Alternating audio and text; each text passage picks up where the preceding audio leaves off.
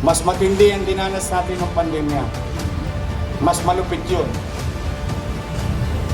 Wala ka ng pera, delikado pa ang katatayuan mo. Sa lahat ng viewers yan ng Manager TV, please subscribe and click the notification button. God first. Especially to our judicial system in the city government. So maraming salamat. Hi!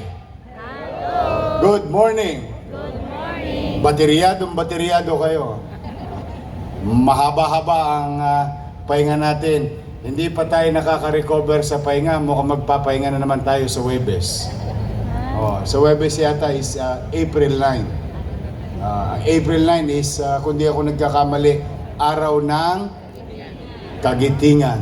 Araw ng Kagitingan ay ating sineselebrate to share and emulate to the next generation that yung Kagitingan, lalong-lalo na, hindi lang bilang isang Pilipino, lalong-lalo na sa ating mga kawani ng pamahalaan. Kailangan laging umiral ang kagitingan sa atin sa paglilingkod sa bayan. Kaya yan yung may mga takdang araw para yan ipaalala sa atin, tayo mga Pilipino ay magigiting. Katulad ng mga salinlain natin. Itong nasa kodli lang natin. Yung isa, true-blooded Manileño, Batang Tondo, Andres Bonifacio, Atapang Atao. Hindi ba? Yang mga rebulto at maharing semento o bakal na estatwa ay nagpapaalala sa atin na kapag tayo'y naging magiting, mapagmahal sa bayan, the next generation will immortalize us. This is a reminder. Yung mga estatwa na yan, kapag ikay naglingkod ng maayos sa taong bayan, yan ang isusukli sa iyo ng Estado. Habang buhay kang alalahanin or aalalanin or mali. Hindi naman ako kapangpangan eh. Ito wala yung age. Simbolo na ipinakikita to those passers-by that if you do good to your fellow men, you will be immortalized. And thanks to Andres Bonifacio and those others, our heroes, ito'y tayo ngayon, malaya. Malayang-malaya. Hirap, pero malaya. Dahil sa kanilang mga sakripisyo. Kaya, ang paglilingkod sa bayan ay laging may kahalong sakripisyo. Hindi lamang to puro biyaya, or bonus, or maybe kung ano man. Thank you kung meron. But the good thing about being in the service, sabi ng kasabihan sa English, many are called, but few are chosen. You are the chosen one to be of service to the people.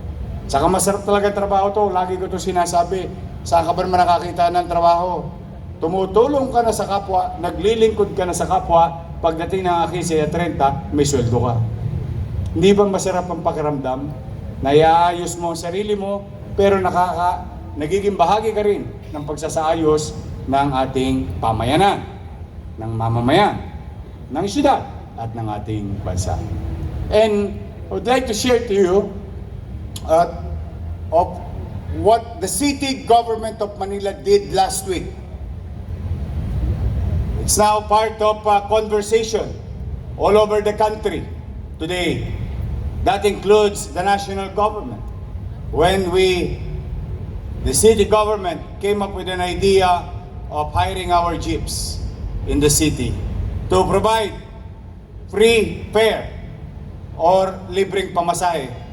And last week, when we implemented it, about 365,000 riding public benefited in 2 days.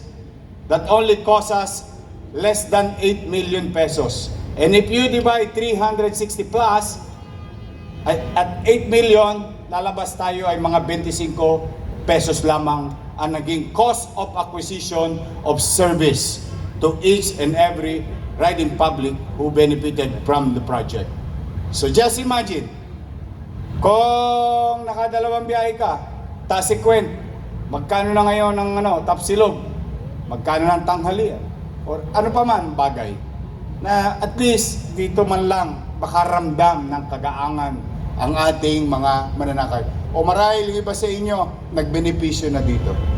But today, we will continue and we will fulfill our promise to make it 5 days, at least 1 week. 1 week man lang. Kasi EDNEB lang yung natabi ko. 4 na milyon isang araw. Although hindi pa tayo umaabot sa 4 na milyon na gastos, sa kabila naman na siyang pinakikinabangan ng higit na kararami. Hindi lang ng driver, hindi lang ng operator, hindi lang ng gasolinahan, but tiyak, daang-daang libong mamamayan ng lungsod ng Maynila at mga taong dumadako sa lungsod ng Maynila, panig-panawag or in and out of the city. So it's worth every penny. Today, as of 6 o'clock, when we started at 5 a.m., we have already delivered 3,377 individual benefited from a 218 participant drivers in the city. As this day progress, I think we may break the record again of delivering such services.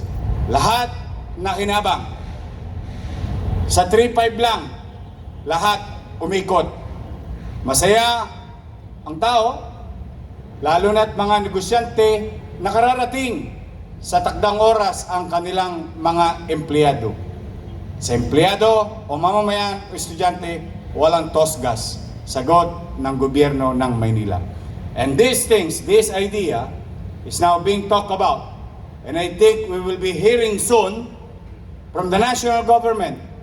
Or maybe it's time for the what you call whole nation approach, wherein maybe, hopefully, cross finger, the private sector may or can participate in this endeavor. Tulong-tulong tayo. Makararaos din tayo, may awa ang Diyos. May awa ang Diyos. Ako naniniwala lagi. Laging may awa ang Diyos. Mas matindi ang dinanas natin ng pandemya. Mas malupit yun. Wala ka ng pera, delikado pa ang katatayuan mo. Sobrang sa tulog. Di na ako sanay. Nung pandemya, tinakabahan ka. Dahil mo pa na adik, tamang hinala ka lagi sa kausap mo. Kasi umubo pa lang, COVID yan.